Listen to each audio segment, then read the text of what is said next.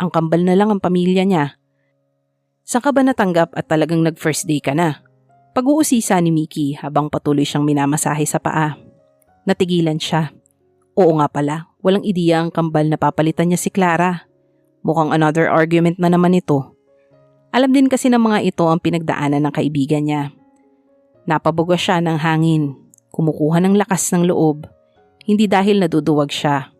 Ayaw niya lang nagtatalo silang magkakapatid at sigurado siya na any moment na yun.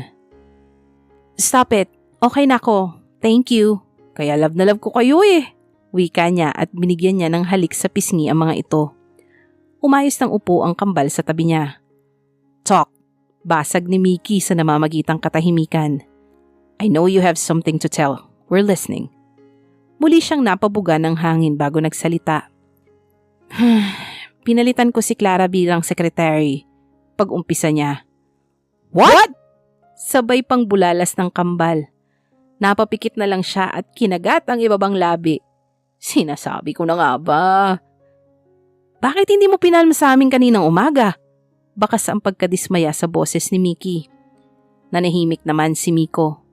Pag ganito kasing pagtatalo ay hinahayaan muna nito si Mickey. Magsasalita ito kapag kailangan na.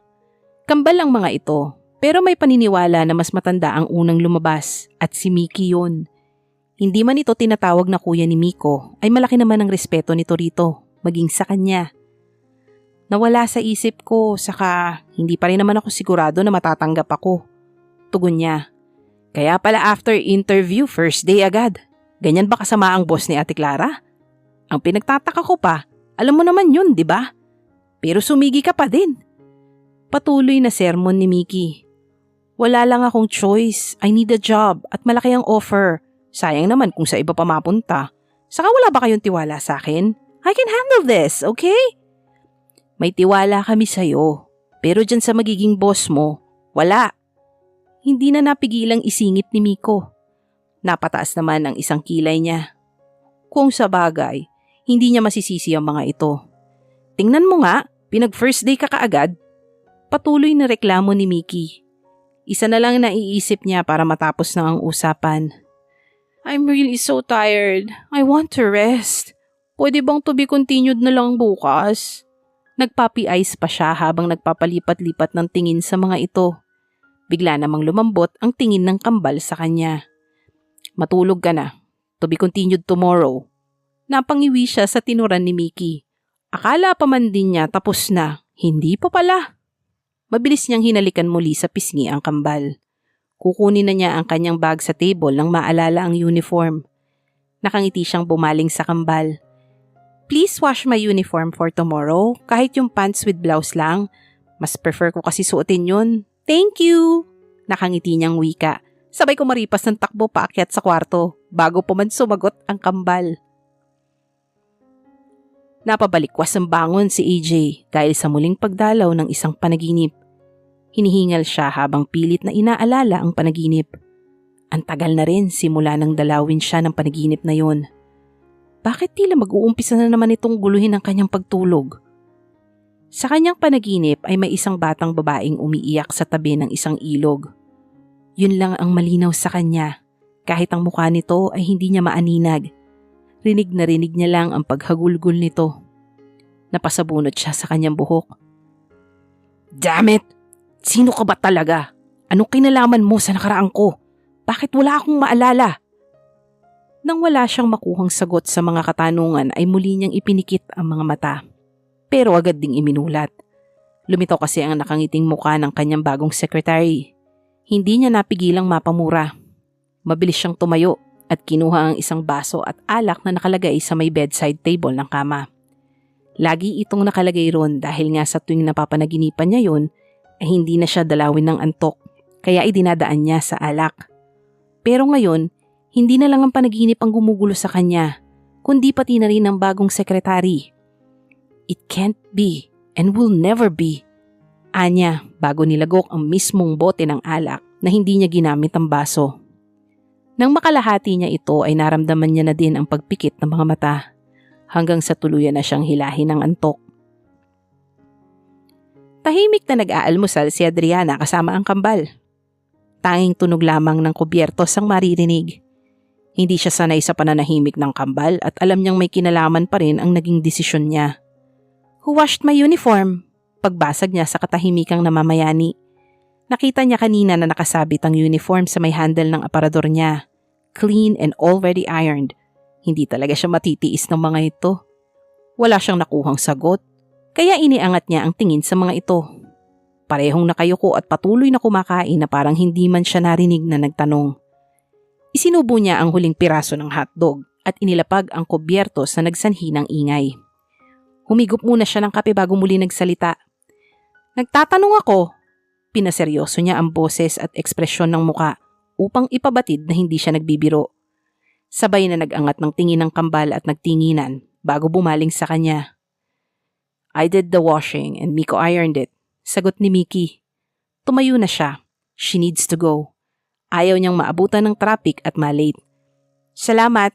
You're done eating, ate?" Tanong ni Miko sa kanya. "Yeah, I need to go. Baka malate pa ako." Nakita niyang sabay pang tumingin ng kambal sa wall clock na nakasabit sa dingding ng kusina. "It's just 6:30 in the morning. It's too early. Eat more para may lakas ka." Akmang paglalagyan pa siya ni Mickey ng pagkain sa plato ng awati niya. "No need, Mickey." Napatingin nito sa kanya. 7:30 a.m. ang pasok ko at ayokong maabutan ng traffic. Ayoko malate. Una na ako. Paalam niya sa mga ito. Naglakad na siya palabas ng bahay. Pero hindi pa man niya tuluyan na hawakan ng doorknob ay pumihit siya pabalik. Saktong pagpihit niya ay nabungaran niya ang kambal. Mukhang sinundan siya o iisa lang ang nasa isip nila. Nagkatinginan silang tatlo. Sorry. Ate. Magkakasabay nilang bigkas. Nagkatinginan muli sila at tumawa. Mabilis niyang niyakap ang kambal. "Don't do that again. I can't take it." Sabi niya na pinalungkot pa ang boses. "Kami din naman eh. Hindi ka naman namin matitiis, no?" Tugon ni Mickey. "Sorry ate sa inasta namin kagabi. We just worry about you." Singit naman ni Miko. Humiwalay na siya sa pagkakayakap sa kambal. "Trust ate, okay? Sisiw lang to." Pagbibigay niya ng assurance sa mga ito. Itinaas niya pa ang braso para ipakita ang muscles kahit wala naman. Nakita niyang ngumiti na ang kambal. Inayos ni Mickey ang blazer niya at ibinutones pa ito. Ipinatong lang niya kasi ito. "Don't remove this, okay? Bakit kasi ang sikip yata ng uniform mo? Order ka ng ibang size. Saka buti pwede ang pants. I thought it's always a skirt." Nakakunot noong tanong ni Mickey. Pants with blouse kasi ang uniform na suot niya. Well, expected niya naman na skirt dapat tulad ng sinusuot ni Clara. Pero kahapon, aksidenteng naisama ito kaya tinanong niya kung pwede ba ito. Ang sabi naman ng HR ay 2 option talaga ang uniform. Pero dahil mas marami ang mas may type ng skirt, ay na-disregard na ang pants. Siya pa nga lang ang kauna-unahang kumuha nito. Kaso nag-iisa lamang daw to. Mukhang naiwan lang. Sinabi na lang na ipag-o-order muna siya at binigyan siya ng skirt if ever daw na kailangan. Well, as you can see, available ito, pero isa lang, o-order pa. So, isa lang muna itong pagtatsagaan ko. Mas okay na to, at least always masasakyan si Sky. Nakangiti niyang tugon. At hindi masikip itong blouse ko, sadyang pinagpala lang ako ng perfect boobs. Pagmamalaki niya pang dugtong. "Ew, kadiri ka ate, anong pinagsasasabi mo?" Reklamo ni Miko. At hindi maipinta ang mukha ng kambal. "Sige na, go ahead. Ingat din kayo. Call me once you need anything, okay?" Humalik siya sa pisngi ng mga ito. Palabas na siya nang muling magsalita si Mickey. "We respect your decision to work at FCM. Pero once na apihin at pahirapan ka ng boss mo, kami makakalaban niya." Bakas sa boses ni Mickey ang kaseryosohan. Tinaas niya ang kanyang kamay at nag-wave sa mga ito. "Bye!" Mabilis na nakarating si Adriana sa FCM. May nakasabay siya sa pagpark ng motor. Sa tabi mismo niya. Napatingin siya sa wristwatch. It's 7:05 a.m. Napaaga ang dating niya. Bumaba na siya kay Sky. Pareho pa silang nagulantang ng katabi niya nang sabay nilang inalis ang kanilang helmet. "Jason?" Sabay pa nilang naibulalas. Nagtawanan tuloy sila. Nakita niyang pinasadaan siya nito ng tingin mula ulo hanggang paa. Napakunot noo pa ito. "You're wearing pants? Hindi ko alam na may ganyang available na uniform pero bilang sekretary ng CEO, I think you better wear skirt. Pahayag nito. It's fine with me, at least magagamit ko si Sky as service kung nakapants ako. Inayos na niya ang pagkakalock ng helmet at ni Sky. You got a nice bike, and you even named it. I want to believe Clara about you being... Napalingon siya dito dahil sa pangbitin nitong pahayag. A lesbian? Tuloy nito. What's wrong about driving a bike and wearing pants as a uniform? Wala naman sa rules and regulation na bawal, di ba? We are in a free country. We can do what we want. Mahaba niyang paliwanag. Nakita niya ang pagrehistro ng lungkot sa mukha nito. I hope I can be like you. I can freely show and be what I am. Pilit itong ngumiti. Ramdam niya ang pait sa bawat salita nito. Huwag mo na pansinin yun, tara na. Humawak pa ito sa braso niya. Hinayaan niya na lamang ito at sumabay rito sa paglalakad. She had friends in her previous job. No, correction, office mates. Hindi niya alam pero hindi siya komportableng may makalapit sa kanya. Si Clara lang ang matagumpay na nakapasok sa mundo niya. Siguro natatakot pa rin siya na baka kung kailan malapit na siya sa mga ito ay bigla siyang iwanan tulad noon. Sadyang matigas lang ang bumbunan ni Clara kaya hinayaan na niya. Siniko siya ni Jason na nagpabalik sa kanyang sarili. Lalim ng iniisip baka malunod ka. Pakita mo na ID mo. Pangaasar pa nito. Doon lang niya namalaya na nasa may entrance na sila. Mabilis naman niyang pinakita ang ID niya at isinuot ito. Nakita niya ang pag-examine sa kanya mula ulo hanggang paa ng mga security guards. Parang si Jason lang. Mukhang siya ang magiging trending sa araw na to. Ano ba mali sa suot niya?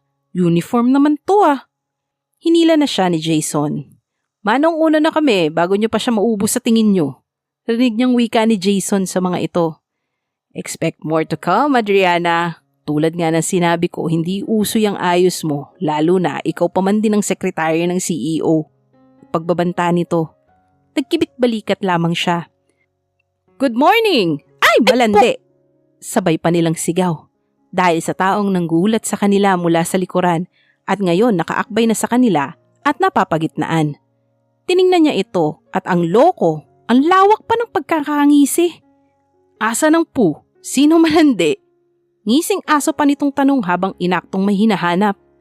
You, Raymond! Inis na wika ni Jason. Huwag ka nga manggugulat at pwede ba alisin mo yung kamay mo sa balikat ko? Feeling close Siya na mismo ang nag-alis ng kamay nito. Naiinis siya. Ayaw pa man din niya ang ginugulat. Itinaas naman nito ang dalawang kamay. Senyales na sumusuko ito. Sorry na, hindi ko naman alam na magugulating kayo. Natatawa pa ito sa kalokohang ginawa. Nang bumukas ang elevator ay sabay-sabay na silang pumasok. Ayaw niyang maging malapit sa kahit na kanino. Kung ano siya sa dati niyang trabaho ay dapat ganun din. Walang makakabali kaya dapat niya nang iwasan ang mga ito. Pero paano ba niya iiwasan kung ibinilin siya ni Clara sa mga to? Para lang siyang bata. Mas matanda siya dito ng 1 taon. Adriana, nice uniform. Bagay sa'yo. Napabaling ang tingin niya kay Raymond. Ito pa lang ang unang pumuri sa kanya. Kung sa bagay, ano ba naman ang aasahan niya sa isang playboy? Raymond, seriously, pwede ba? Huwag kami. Hindi mo makukuha si Adriana sa ganyan. Hindi nga kayo talo, di ba? Sarkastikong wika ni Jason. Napakamot naman sa ulo si Raymond. Burn! Pang-aasar pa niya rito. Pero thanks for the compliment. Nauna ang mga itong lumabas sa 25th floor. Napag-alaman niyang sa accounting department ang mga ito at si Raymond ang head. Not bad. Mukhang matino naman pala ito pagdating sa trabaho. Nang makarating sa 30th floor, ay nag-in muna siya sa computer bago nagtungo sa restroom para mag-ayos ng konti lang naman. Nang makontento sa ayos ay lumabas na siya para i-ready ang coffee ni Dragon. Napangiti siya sa binansag niya sa boss. Habang pinapainit ang kape ay nagpunta muna siya sa kanyang table para i-check ang schedule ni Dragon. Narinig niya ang pagtunog ng private elevator. Tanda na nandito na si Dragon. Ang aga naman. Bigla siyang napaayos ng tayo. Tama nga siya dahil nakita niya itong naglalakad. Parang nag-slow motion ng sandaling yun. Her boss is walking while brushing his wavy wet hair using his fingers, wearing his business attire while his other hand is inside of his pocket. He looks so yummy! Fuck! Kailan pa ako naging mahalay? Nahawa na yata ako kay Clara. Bumaling ang tingin nito sa kanya kaya sigurado siyang nahuli nitong pinagnanasaan. Pinagmamasdan niya ito. Hindi naman niya inalis ang tingin dito. Kaya napansin niya ang pagkunot ng noo nito habang pasimple siyang pinasadahan ng tingin. Expected ko na. Ngayon lang ba talaga sila nakakita ng nakapants? Alien yata ang mga tao rito. Hays! Nang isang hakbang na lamang ang layo nito ay yumuko siya para batiin ito. Good morning, Mr. Fonteverde. Ngumiti pa siya ng napakatamis. Tumigil ito sa harap niya at tiningnan lamang siya bago dumiretso ng lakad papunta sa opisina nito. What the fuck? Pakatodo smile ko tapos wala man lang sukli. Pati pagbate, pahirapan. Bastos ka, dragon. I want my coffee.